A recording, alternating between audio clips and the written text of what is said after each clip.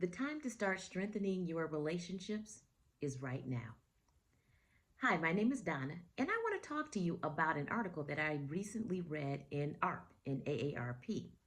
And that article was about the 6 pillars of brain health. I just want to talk about one of those pillars in this video, and that's the pillar about being social. I think that's really an important pillar because I have some examples that I want to give you about how I have seen or experienced how important being social is, particularly at this time in my life, which is retirement. But it also applies if you're much younger because you need to begin strengthening those relationships so that when you're older, you have these established relationships in your life. In the article, one of the things it talked about was that people who had connections with family and friends, they actually had lower incidence of dementia and other cognitive decline. Now, the truth is, I consider myself to be relatively introverted, so being social isn't something that I necessarily embrace that much, except now I embrace it a lot more than I used to. I want to tell you a few stories, they're short stories, about how I've come to view social interaction and how important I have found social connection to be. The first one has to do with my grandmother on my dad's side.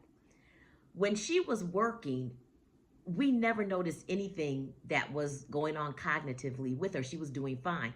We used to visit her a lot, so we saw her frequently. She and my grandpa Joy had 5 boys. Grandpa Joy had already passed, but her children would visit her all the time. So she was connected to them. And while she was working, she seemed to be fine. But when she retired, not long after that, this was to me an amazing thing because at the time I was pretty young. And it just seemed like something was going on with her, and it happened really quickly. What we noticed in the beginning was that she would repeat herself frequently. And she would have just asked us a particular question and she would ask it again. Or she would describe something that she had just described a little while ago. Well, after some time, she was taken to the doctor and we learned that she did indeed have dementia. But the concern to me was how quickly it happened. And she went from being independent, working, and being cognitively fine to being so compromised. She did not have a lot of friends, and the people she really related to were her kids. I think part of it was that on a day-to-day basis, she really did not connect with people. Her days were primarily spent alone because at that time, all of her sons were working. And she did not socialize very much at all. I think her being isolated in the way that she was contributed significantly to her decline. The other story that I want to tell you is about the Elephant Sisters. And I'm going to tell you this story pretty quickly, but it emphasizes on the other side of being isolated how important connections are. I was watching this nature show, and it was a herd of elephants that were walking to a watering hole, and the watering hole was far away. But during this time, some of the elephants were giving birth. And this particular elephant, her name was Essie, I think. I think the documentarians had named them Essie and Elsie. Essie was the mom, and Elsa was her sister. Essie has the baby, has the calf, and the calf was born with its legs folded under it, so it couldn't stand up and nurse.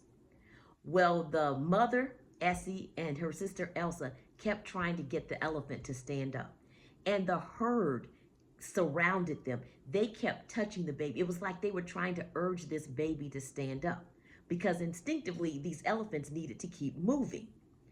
They stayed for quite some time. It almost felt like they were imploring this baby elephant to stand up. It was just too weak. It could not stand up and it couldn't straighten out its legs. Well, the herd had to move on, and they began to move. Elsa, the sister, is now torn between staying with her sister and going with the herd. She kept going back and forth between the two, running to the herd and then running back to her sister. Well, the third time she did this, she was actually gone for quite a while. And Essie became so distraught that she just bellowed. She just bellowed. And Elsa came running back to her sister. And between the two of them, they put their trunks underneath this baby elephant and they kept digging in the dirt underneath this baby elephant until they got their trunks underneath the elephant and they began to rock it and lift it. It was the most amazing thing I'd ever seen. They rocked and lifted this baby until they got the calf on its feet. And the baby was unsteady at first, but it began to push its legs down. And eventually the legs straightened out and the calf was able to nurse. The calf nursed, and these three elephants began to walk towards the herd. And do you know, within a few minutes, that little baby elephant was able to run. And the three of them ran and caught up with the herd. I was telling this story to my sister and my cousin. And we said, we're the elephant sisters. If you bellow, if you call, we come running. That's our connection. That's how close we are. Another short story is this. A couple of weeks ago, I'm talking to a friend of mine. And we met, now this is a video for another time, but I adopted and so did she. We met through the adoption agency that we used. And so we've been friends for over 25 years. From the time we've met, she's wanted to live in Nevada. She retired last year. And don't you know, she moved to Nevada. I was so happy for her. Well, last week, we're just talking on the phone, and she tells me something that's going on in her life, and she said that she had only told one other person, and that she was going to tell me. The last story took place when I was at my church. I'm a missionary. I'm in the Missionary Society, so we do service and provide support to people in our community. Well, our group was in the kitchen because we were preparing a meal for a group at our church. One of the people that I knew from the Missionary Society, I didn't know well, she's from Panama. Well, then I was telling her that I was studying Spanish and that I enjoyed it. So I spoke to her in Spanish. She said, oh my gosh, you speak Spanish. I didn't know. We started speaking in Spanish. The reason why that happened was through a connection that I don't think would have been made otherwise, because we were in a group together. That's how we came together and had that conversation. Connection. This article in AARP went on to describe several different ways to increase connection. And I do think that that's something that's really important. And for those of you who have great connections, that is a wonderful thing. But I'm really interested in those people who don't have connections with people. And the reason why I gave you the examples that I did was because they spanned kind of a variety of situations. One was family, one was friend, the other one was working in a community setting. There's so many ways to build connection. In this article, there were a number of ways that it talked about that you can increase the opportunity for you to connect with other people. And I just want to tell you a few of them. One is to understand the power of connection. I have to look down at my notes because I didn't memorize all of these, but invest time in nurturing relationships. The reason why my friend and I are still talking 25 years later is because although we didn't see each other frequently, even when she lived in Chicago, we kept up with each other just by talking on the phone. Sometimes it was every few weeks, but we kept the connection there. Actively engage with people who are from a different background or who have different life experiences. That was my situation with the person that I spoke to who's from Panama. Participate in social and community groups. I gave you the example with the Missionary Society, but I'm also a commissioner in my community. The people on the commission were all from the same suburb, but I didn't know them before I joined the commission. I've now met people in my community that I would not have met had I not been on this commission. So my point is that these connections don't have to be something that's onerous or constant. It doesn't have to be every week or so, but just build those connections where the frequency is what's most comfortable for you. Now, here's something that's really interesting. When I was reading this article in ARP, it linked to another article it was an advisory written by, at the time, the U.S. Attorney General Vivek Murthy is his name.